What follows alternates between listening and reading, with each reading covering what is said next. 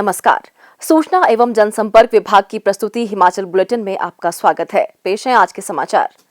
मुख्यमंत्री श्री जयराम ठाकुर ने आज शिमला से वीडियो कॉन्फ्रेंसिंग के माध्यम से ऊना जिले में कुटलैहड़ विधानसभा क्षेत्र के क्यारियां में जनसभा संबोधित की। इस अवसर पर मुख्यमंत्री ने कहा, आप सबका सहयोग मिला और आप सबके सहयोग और समर्थन से हम 3 वर्ष का कार्यकाल हिमाचल प्रदेश में सरकार का पूरा किए हैं और स्वाभाविक रूप से मुझे इस बात की प्रसन्नता है कि इन 3 वर्ष के कार्यकाल में बहुत कुछ किया, लेकिन यह भी सत्य है कि बहुत कुछ अभी करना बाकी है। कोविड के चलते बहुत सारे काम प्रभावित हुए, बाधित हुए और उसके कारण हम आगे जिस गति से हम बढ़ना चाह रहे थे उसमें कई प्रकार की कठिनाई हमारे सामने आई। लेकिन अब मैं समझता हूं कि वो दौर भी एक परीक्षा का दौर था। उस दौर को हम सब लोगों ने मिलकर के जो है वो उसको पार किया और आज हिमाचल प्रदेश में हम देख रहे हैं कि कोविड के मामलों में लगातार तेजी से गिरावट आई है, कमी आई है।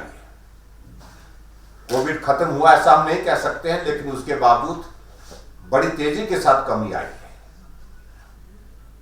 और उसके कारण हर आदमी इस बात को महसूस कर रहा है कि अब हम उस प्रकार की जिंदगी जी सकते हैं, उस प्रकार का जीवन जी सकते हैं जैसे हम पहले जिया करते थे।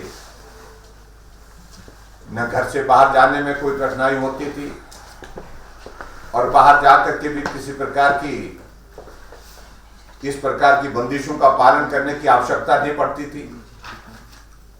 लेकिन फिर भी मेरा आप सबसे इस बात के लिए निवेदन है कि आप सब अपना सहयोग और जो है वो संयम बनाए रखें। निश्चित रूप से हम कोविड के इस दौर से पार होंगे और उसके साथ साथ में जो आपके क्षेत्र में और हिमाचल प्रदेश में जो विकास को हम गति देने के लिए जो काम करना चाह रहे हैं उसमें हम सफल होंगे। हमारे हिमाचल प्रदेश के स्टेटहुड के पूर्ण राजत्व के 50 वर्ष पूर्ण हुए। 50 वर्ष का यह सफर आप सबके सहयोग और समर्थन से हमने पूर्ण किया है और स्वाभाविक रूप से इसमें हिमाचल प्रदेश के हर नागरिक का बहुत बड़ा योगदान रहा है। आज हम 1-2 आदमी को, 4 आदमी को अगर इसका श्रेय दें, मुझे लगता है कि वो उचित नहीं है। इसका श्रेय अगर जाता है हिमाचल प्रदेश के समस्त लोगों को जाता है, हिमाचल प्रदेश के हर एक नागरिक को जाता है। उसका योगदान चाहे छोटा रहा बड़ा रहा, लेकिन इस 50 साल के इस सफर को पूरा करने में बहुत महत्वपूर्ण योगदान उनका रहा है और उसके लिए मैं सभी हिमाचल वासियों का जहां आभार व्यक्त करता हूं, वहां आप सबको भी शुभकामनाएं देता हूं। मुख्यमंत्री ने कुटलैहड़ विधानसभा क्षेत्र के गेहरा धनेट में 53 करोड़ 14 लाख रुपए की लागत से निर्मित होने वाले अटल आदर्श विद्यालय, 4 करोड़ 93 लाख रुपए की लागत से बनने वाले क्षेत्रीय पशु चिकित्सालय बरनोह और 4 करोड़ 20 लाख रुपए की लागत से निर्मित होने वाले मुर्राह भैंस प्रजनन फार्म बरनोह का शिलान्यास किया। श्री जयराम ठाकुर ने आज शिमला से ऊना जिले के झलेड़ा में आयोजित स्वर्ण जयंती ग्राम स्वराज सम्मेलन को भी वर्चुअली संबोधित किया। उन्होंने सबसे लोकतंत्र की मूल इकाई पंचायती राज संस्थाओं के नवनिर्वाचित प्रतिनिधियों को बधाई देते हुए कहा कि विकास के लिए सभी को मिलकर काम और सभी को साथ लेकर आगे बढ़ना होगा। मुख्यमंत्री ने कहा, भारत दुनिया का सबसे बड़ा लोकतंत्र है और सबसे बड़े लोकतंत्र की सबसे मूल इकाई पंचायती राज संस्थाएं होती हैं और हिमाचल प्रदेश में अभी हाल ही में जो पंचायतों के चुनाव संपन्न हुए, नगर परिषद नगर पंचायतों के भी, और उसमें बहुत सहयोग हमको हिमाचल प्रदेश की जनता की ओर से मिला।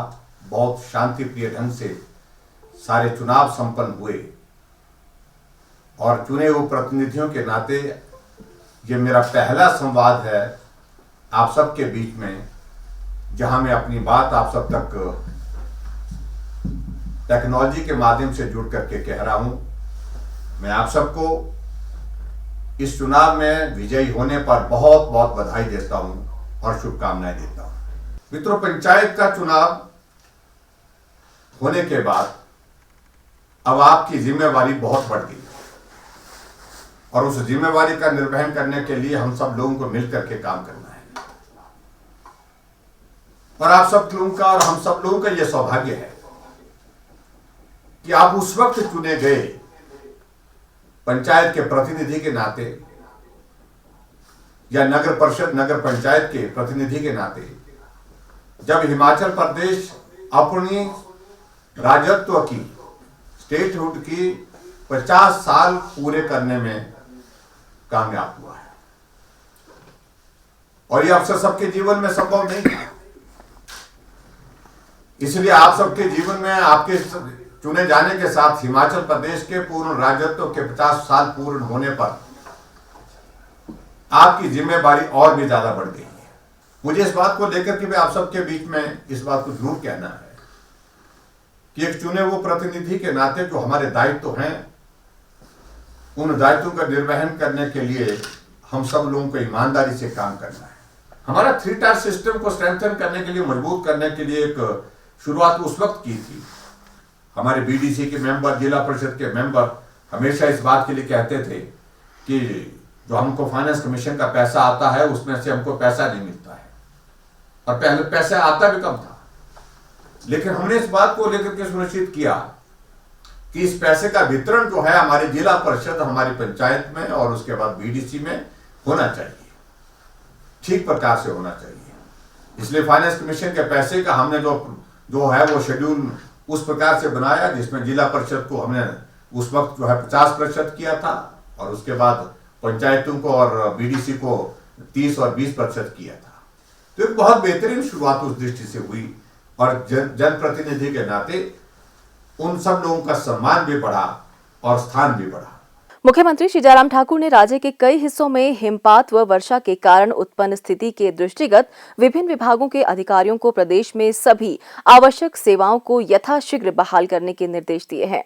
मुख्यमंत्री ने लोक निर्माण विभाग को निर्देश दिए हैं कि सभी प्रमुख सड़कों को बहाल करने के लिए उचित कदम उठाए जाएं ताकि लोगों को परेशानी का सामना न करना पड़े। उन्होंने हिमपात से अवरुद्ध सड़कों की बहाली के लिए उपयुक्त कार्यबल और मशीनरी तैनात करने के निर्देश दिए। उन्होंने कहा कि अस्पतालों और अन्य ऐसी आवश्यक सुविधाओं के लिए जाने वाली सड़कों को प्राथमिकता के आधार पर बहाल किया जाएगा ताकि विशेषकर मरीजों को किसी दिक्कत का सामना न करना पड़े। श्री जयराम ठाकुर ने राज्य विद्युत निगम को निर्देश दिए हैं कि हिमपात के कारण जिन स्थानों पर विद्युत आपूर्ति बाधित हुई है उन क्षेत्रों में शीघ्र विद्युत आपूर्ति को बहाल किया जाए, क्योंकि विभिन्न संचार सुविधाएं विद्युत आपूर्ति पर निर्भर करती हैं।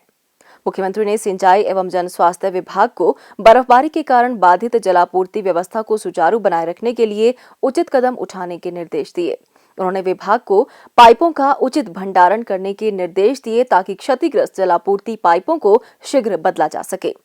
उन्होंने सभी जिला उपायुक्तों को पर्यटकों और आम जनता से अधिक ऊंचाई वाले क्षेत्रों और ट्रैकिंग पर न जाने तथा बर्फ से ढकी सड़कों पर सावधानी से वाहन चलाने के संबंध में दिशा निर्देश जारी करने को कहा। उन्होंने दूर दराज के क्षेत्रों में सभी आवश्यक सुविधाओं को शीघ्र बहाल करने के लिए हर संभव प्रयास करने के लिए कहा। आवश्यक सुविधाओं की शीघ्र बहाली के लिए सभी विभागों को एक दूसरे से विभिन्न स्तरों पर बेहतर समन्वय सुनिश्चित करना चाहिए। हिमाचल बुलेटिन देखने के लिए सब्सक्राइब करें YouTube channel DPR Himachal, follow करें ट्विटर @DPRHP, लाइक करें Facebook page information and public relations department Himachal Pradesh, visit करें वेबसाइट www.himachalpr.gov.in। इस अंक में इतना ही, कल फिर होगी मुलाकात, दीजिए इजाजत, नमस्कार।